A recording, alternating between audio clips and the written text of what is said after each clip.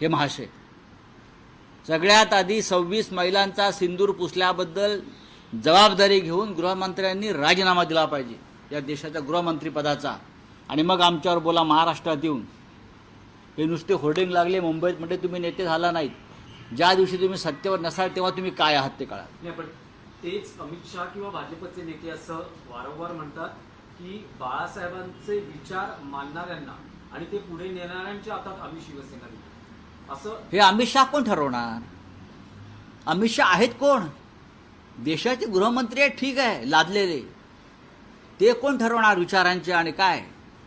काल मुंबईतला सगळा जो महापूर आला बरं का, आणि ही जबाबदारी कोणाची आहे? एकनाथ शिंदे नगरविकास मंत्री. महापालिका कोणाच्या ताब्यात आहेत?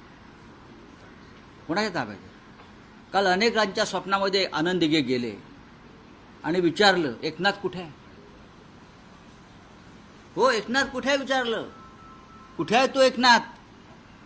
मुंबई ठाणे बुडालं, एकनाथ कुठे आहे? एकनाथ कुठे? तर लांगुल चालन करण्यात अमित शहांचं. एकनाथ कुठे? तर महाराष्ट्र दोह्यांच्या लांगुल चालनात. लक्षात घ्या, अमित शहाने आम्हाला सांगू नये काय आहे ते. हे शेअर बाजारामधले सगळे दलाल आहेत, त्यांना मुंबई अशा तऱ्हेनं जुगारावर लावायची आहे.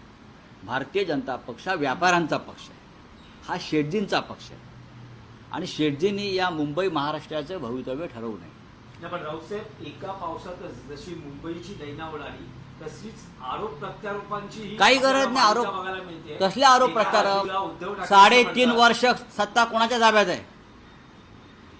बघा काय झालं का, पंडित नेहरूचं नाव काढतात, महात्मा गांधी, मनमोहन सिंग. अरे 10 वर्ष तुमच्या हातात सत्ता आहे ना. 10.5 वर्ष नरेंद्र मोदीच्या हातात आणि मिस्टर अमित शहाच्या हातात सत्ता आहे. 3.5 वर्षापेक्षा जास्त काळ मुंबईची सत्ता कोणाकडे आहे? एकनाथ शिंदे फडणवीसांकडे आहे ना. काय सांगताय तुम्ही उद्धव ठाकरे आणि शिवसेना? लाज वाटली पाहिजे तुम्हाला. जनतेला काल बुडवलं. मेट्रो मोठा गाजावाजा करून मेट्रो, बुलेट ट्रेन, अमुक तमुक, काल हजारो कोटी रुपये पाण्यात बुडाले जनतेचे. आशिष अरे आशिष शेलार कोण आहेत? त्यावेळेस आदित्य ठाकरे कुठे